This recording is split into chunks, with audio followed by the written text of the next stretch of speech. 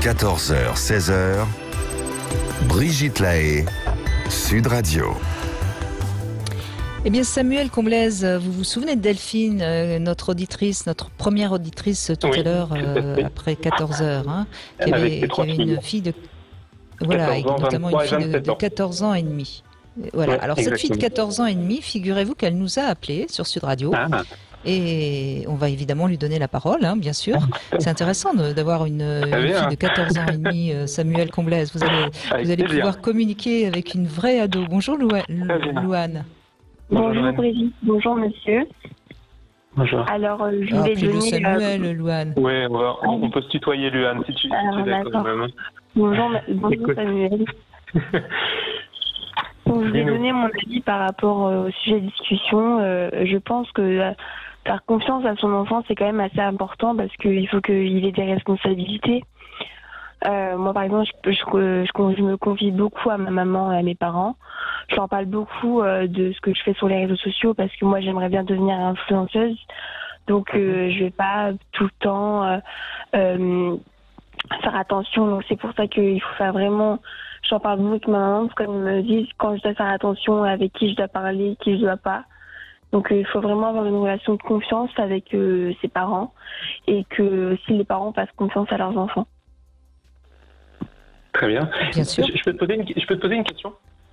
Oui. Parce que c'est vrai qu'on a tendance souvent, quand on donne des conseils comme on le donne là dans l'émission auprès des parents, d'alerter sur tous les dangers, de dire aux parents faites attention à ci, à ça. Moi, je pense globalement que les adolescents utilisent assez correctement les outils numériques et ne se mettent pas en danger. Et je pense qu'il y a même des sujets sur lesquels les parents s'affolent un petit peu trop. Ils n'ont pas forcément raison de s'inquiéter autant. Et je ne sais pas si toi, tu vas dans le même sens de se dire voilà, il y a des choses parfois les parents où vous alertez alors que il n'y a pas de danger véritable. Est-ce que oui, parce que souvent quand on parle avec mes amis tout ça, elles pensent que je les connais pas, les personnes avec qui je parle, tout ça. Et en fait, c'est juste des personnes qui me veulent pas de mal. Et en fait, c'est peut-être pour ça qu'ils s'inquiètent alors qu'il n'y a rien.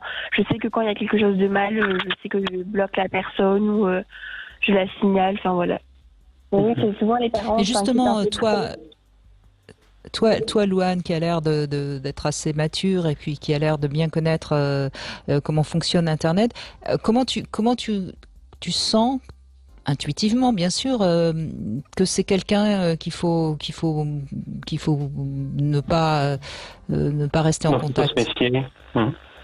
Bah, souvent, je regarde le profil, je vois s'il y a une photo, tout ça. Je fais un peu des recherches et que je vois si la personne, elle me parle, elle me demande mon âge, où j'habite, tout ça. Je sais que c'est pas pour mon bien, ça elle me veut peut-être du mal ou elle me veut peut-être me demander des choses pornographiques.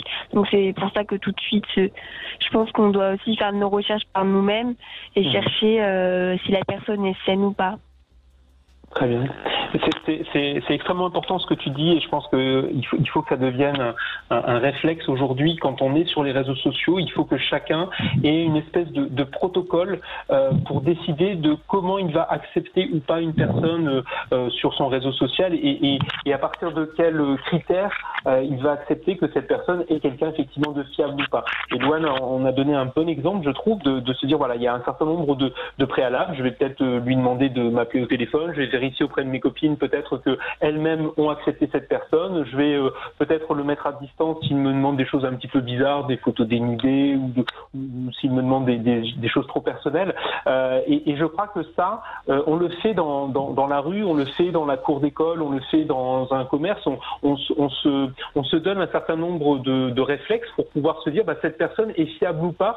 Et malheureusement, quand il s'agit des outils numériques, on oublie un peu et on se met, je crois, un petit peu, on s'expose un petit peu trop facilement et je pense que c'est nécessaire d'apprendre aux adolescents et même de le faire en tant qu'adultes parce que je crois que les adultes sont pas toujours aussi au point sur la façon d'accepter ou de refuser des relations comme ça numériques et je trouve que voilà que Louane confirme qu'elle a bien compris cette façon d'utiliser les outils numériques et ça me semble pas mal. J'ai une dernière question Louane si on a le temps, Brigitte, je peux me permettre? Oui, allez-y, Samuel, bien sûr. Tout à l'heure, tu disais, et tu as raison, que à partir du moment où il y a de la confiance entre son enfant et que la confiance est réciproque, ça se passe bien, on peut se parler, on peut se dire les choses et tout va bien. Et je suis d'accord avec toi.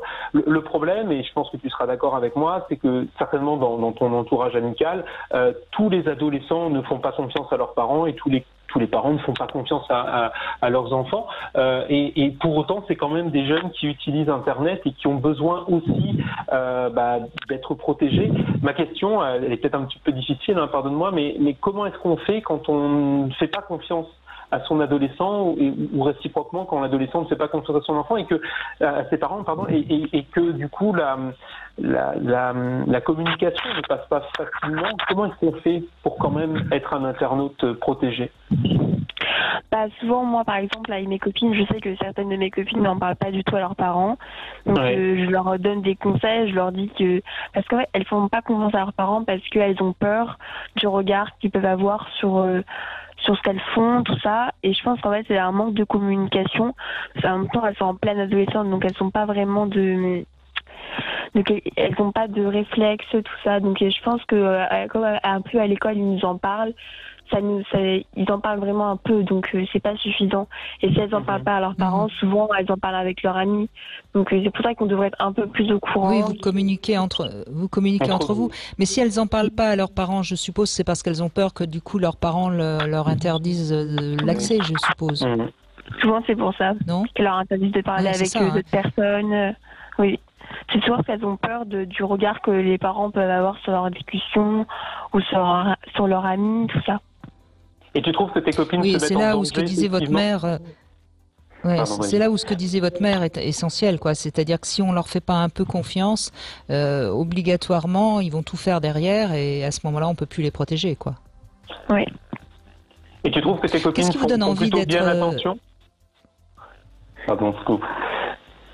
C'est pas grave, Samuel. Qu'est-ce qui vous donne envie, Louane, qu'est-ce qui vous donne envie d'être influenceuse? C'est parce que déjà j'aime beaucoup la mode. Dans ma famille, on peut toujours bien s'habiller. Et en fait, c'est pour donner un avis sur certains sujets. C'est pour ça aussi que je voudrais devenir influenceuse, pour par-delà devenir journaliste, parce que je m'intéresse beaucoup à certains sujets. Et c'est pour ça que je voudrais devenir influenceuse, parce que c'est quelque chose qui m'a toujours attirée. Donc je pense que alors, imaginons, je vous donne une minute, Louane, vous êtes journaliste, vous êtes sur Sud Radio, qu'est-ce que vous avez envie de dire à vos copines qui vous écoutent? Allez-y. Je leur dirais de faire très attention à ce qu'elles font, à qui elles parlent, et surtout que maintenant, de nos jours, c'est comme dans la vie réelle, il faut réagir pareil, il faut d'abord se poser les bonnes questions et toujours être dans la prudence, dans le respect de soi-même. Bravo. C'est toujours chouette, Samuel Comblès, d'entendre des ados, parce qu'on entend tellement on va parler des confinis, non parler Christophe, mais d'ici on entend tellement d'adultes qui ont tendance à considérer que les ados, on peut pas leur faire confiance, qu'ils sont pas matures, qu'ils sont pas. Moi, je suis ravie, hein, quand on écoute Louane, on s'inquiète pas. Hein. On a confiance. Non, je pense que et il y a beaucoup, je crois, de Louane en France, en tout cas de jeunes comme ça qui sont prudents et qui utilisent vraiment à bon escient les outils numériques. Le problème, c'est que la petite part de jeunes qui n'utilisent pas correctement se mettent réellement en danger de manière assez grave. Et c'est pour cela qu'on parle en fait aujourd'hui. C'est pour les alerter. Et je suis aussi sensible à ce que disait Louane sur le fait qu'entre copines, entre copains, il faut se transmettre les bons usages, parce que c'est vrai que la communication entre adolescents et parents passe pas forcément toujours très bien. On l'a dit en début d'émission, les parents sont pas toujours très à l'aise ou même ne sont pas intéressés de sensibiliser leurs jeunes aux outils numériques. Et bien du coup, il faut le faire entre adolescents. Je voudrais profiter de ce que je dis pour peut-être aussi introduire un numéro de téléphone, celui sur lequel je travaille, qui s'appelle Net Écoute. C'est un numéro de prévention autour des usages d'Internet que n'importe quel internaute en France peut appeler. C'est gratuit, c'est anonyme, c'est confidentiel, donc il n'y a pas de difficulté pour pouvoir y accéder. Le téléphone, c'est le 0800 200 et 3 x 0. Je le répète, 0800 200 3x0 et donc sur ce service Net Écoute, il y a des psychologues, des juristes et des spécialistes des outils numériques qui peuvent renseigner n'importe quel internaute quand il a des problèmes de cyberharcèlement, d'usurpation d'identité, de piratage de compte. Quand en tant que parent aussi, on a besoin d'avoir des informations pour installer un contrôle parental parce qu'on a l'impression d'être un peu dépassé peut-être par l'utilisation que son enfant peut faire d'Internet. Eh bien, on appelle ce numéro. C'est ouvert du lundi au vendredi de 9h à 20h et le samedi de 9h à 18h. Et en période de confinement, on a gardé les mêmes horaires et la même disponibilité. Donc, n'hésitez pas à utiliser ce service. Il est là pour ça. Et en tant que parent, en tant qu'adolescent, si on a besoin de trouver une oreille attentive autour de l'usage d'Internet, eh bien, on peut le faire sur Net Écoute 0800 200 3x0. Voilà, c'est important de donner ce numéro. Comme ça, je crois que tous les parents peuvent, mais même les ados, hein, j'ai bien compris, hein, c'est aussi un numéro qui est ouvert à tous. Aux ados. Exactement. Et justement, voilà, peut-être pour les adolescents qui ne savent pas à qui s'adresser, parce que les parents vont peut-être risquer de les gronder, de fermer leur compte Internet, et c'est toujours très compliqué. Eh bien, appelez Net Écoute et vous aurez une écoute attentive, sans jugement, et l'objectif c'est de pouvoir protéger les internautes et de faire que la vie continue tranquillement. Merci en tout cas, Louane, d'avoir pris la parole. C'est vous-même qui avez qui avez eu envie d'appeler, ou c'est votre maman qui vous a dit d'appeler? Quand elle a eu son sœur, elle est intervenue, j'avais envie aussi de donner mon avis parce que j'étais à côté d'elle, donc c'est vrai que ça m'intéresse beaucoup. Ce qu'elle fait, du coup, que je suis toujours à côté d'elle quand elle fait ses interviews. Bon, c'est parfait. Et c'est bien, c'est une bonne initiative et ça fait plaisir ça m'a fait plaisir de vous entendre, Louane.